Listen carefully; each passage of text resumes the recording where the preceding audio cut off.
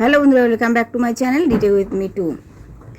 তো আপনারা আজকে যে ভিডিওটা দেখবেন এটি হচ্ছে সম্পূর্ণ নতুন একটা যে চ্যানেল ক্রিয়েট হয় তারা কিভাবে ওয়াচ টাইম পূরণ করবে। অনেকে তোমরা ওয়াচ টাইম পূরণ করতে গিয়ে দীর্ঘ সময় কেটে যায়, দীর্ঘ সময় তোমরা অতিবাহিত করে ফেলো, তোমরা বুঝতেই পারো না কিভাবে তোমাদের 4000 ঘন্টা ওয়াচ টাইম পূরণ করবে।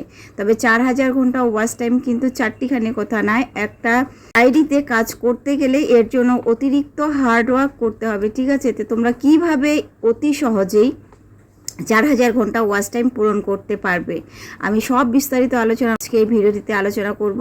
তোমরা কেউ স্কিপ করবে না, স্কিপ করে দেখলে কিছুই বুঝতে পারবে না, ফুল ওয়াচ করার অনুরোধ রইল।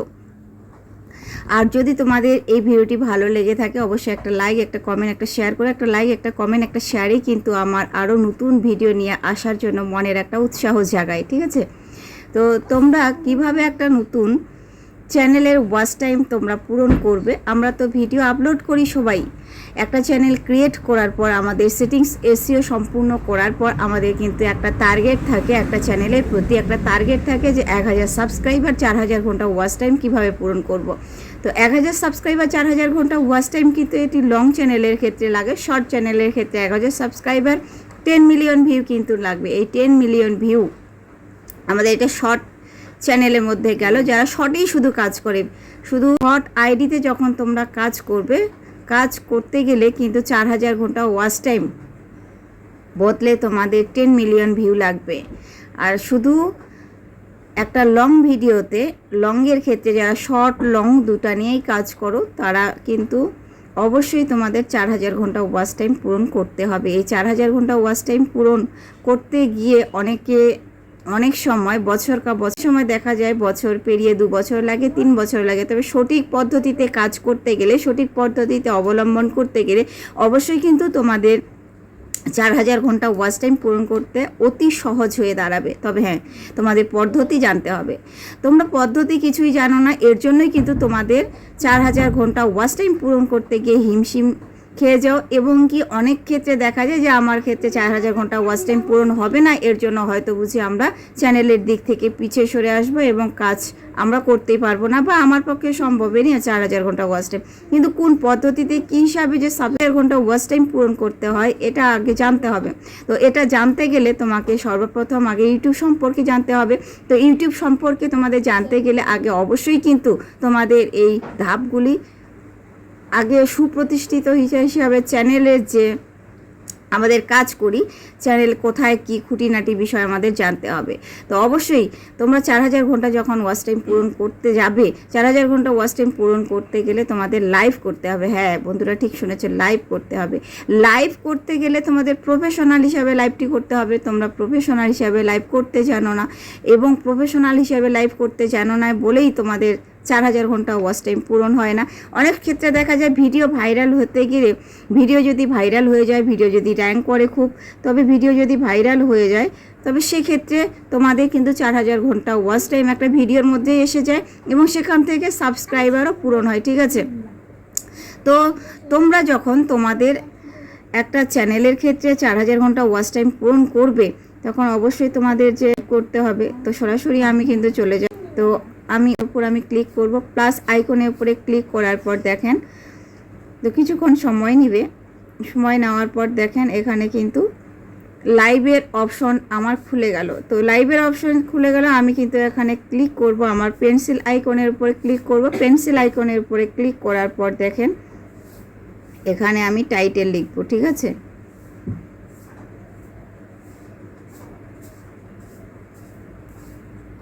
সকল বন্ধুরা দ্রুত যুক্ত হয়ে যাও, সকল বন্ধুরা দ্রুত লাইভে যুক্ত হয়ে যায়। তো আমি মুখে বললাম মাইকে, হ্যাঁ মাইকে মুখে বললাম, এখানে কিন্তু আমার টাইটেল লিখে দিয়েছে। তো এখানে কিন্তু আরেকটা জিনিস লক্ষ্য করবে, এখানে 100 ওয়ার্ডের উপরে কিন্তু টাইটেল লিখবে না। 100 ওয়ার্ডের উপরে যদি টাইটেল লেখো তো অবশ্যই কিন্তু এখানে তোমার সাবমিট করবে না।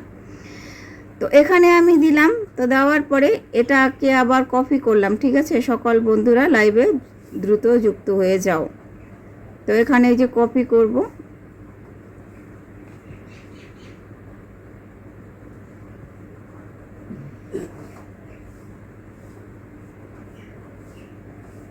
তো এটা আবার ডেসক্রিপশনে দিয়ে দিলাম, ঠিক আছে। তো ডেসক্রিপশনে দেওয়ার পর এখানে যে অডিয়েন্স আছে, অডিয়েন্স আমার এখানে no it not made for kids, এটা কিন্তু দিতে হবে, এটা সিলেক্ট করতে হবে। এই যে আমি সিলেক্ট করে রেখেছি। তো no it not made for kids এটা দিলে কি হবে, এটা হচ্ছে বাচ্চা বুড়ো সবার কাছে কিন্তু তোমার ভিডিওটা, লাইভ ভিডিওটা দেখাবে, লাইভ ভিডিওটা যাবে, ঠিক আছে। এরপরে লোকেশন, তোমাদের লোকেশন, যে লোকেশনে তোমরা থাকো, যে জায়গার মধ্যে তোমরা থাকো সেই জায়গাটাকে সিলেক্ট করবে। তো আমি ইন্ডিয়া যেহেতু থাকি, এটা কিন্তু আমি অলরেডি সিলেক্ট করে নিয়েছি, তোমরা সিলেক্ট করে নেবে। এরপরে শিডিউল যদি করতে চাও তো তোমরা শিডিউল করতে পারো। অনেক সময় দেখা যায় কাজের চাপের তুলনায় তোমরা সঠিক সময় লাইভ শুরু করতে পারো না। সঠিক সময়ে লাইভ শুরু করার জন্য তোমাদের শিডিউল যদি তোমরা করতে যাও, এই সময়ে আমি শিডিউল করে আমি লাইভটা শুরু করব, সেই সময় তোমরা লাইভটা শুরু করতে পারো, ঠিক আছে। তো এখানে ব্যাস আর কিছু করতে হবে না, তবে উপরে একটা থাম্বনেল লাগাতে হবে তোমাকে, ঠিক আছে। তো আমি এই থাম্বনেলটা লাগাই দিলাম। এই যে গ্যালারিতে চলে গেলাম, গ্যালারিতে এসে আমি এখানে থাম্বনেলটা চুজ করে এখানে আমি সেভ করে দিলাম। সেভ করে দেওয়ার পরে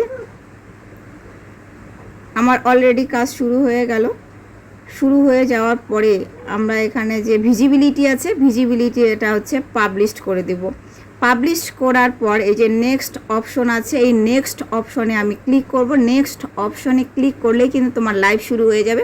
লাইভ শুরু করার পর তোমরা কিন্তু লাইভের অপশনটি লাইভে নিয়ে যাবে। এই যে দেখেন আমাকে কিন্তু লাইভে নিয়ে চলে এসেছে, ঠিক আছে। তো এই যে দেখেন আমার কিন্তু অলরেডি লাইভ চলছে, এখানে লাইভে নিয়ে এসেছে। এখানে কিন্তু এইখানে আরেকটি কথা, তো তোমরা অনেক সময় লাইভে চলে গেলে তোমাদের যে লাইভের কমেন্ট করবে যে অডিয়েন্স চলে আসবে, সে অডিয়েন্সগুলো অনেক সময় দেখা যায় ইংলিশে লেখা তোমরা দেখতে পাও।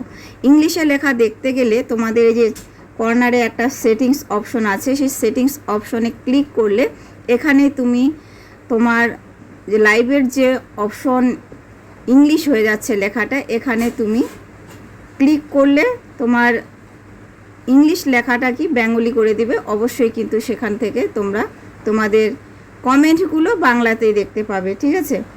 এই যে দেখো অলরেডি কিন্তু আমার লাইভ শুরু হয়ে গেছে, লাইভ চলছে, ওকে।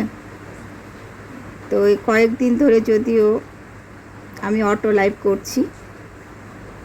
তো এখান থেকে আবার তুমি যদি একটা ছবি মিট করে তুমি করতে চাও, তো অবশ্যই তোমার এখানে একটা ছবি দিবে।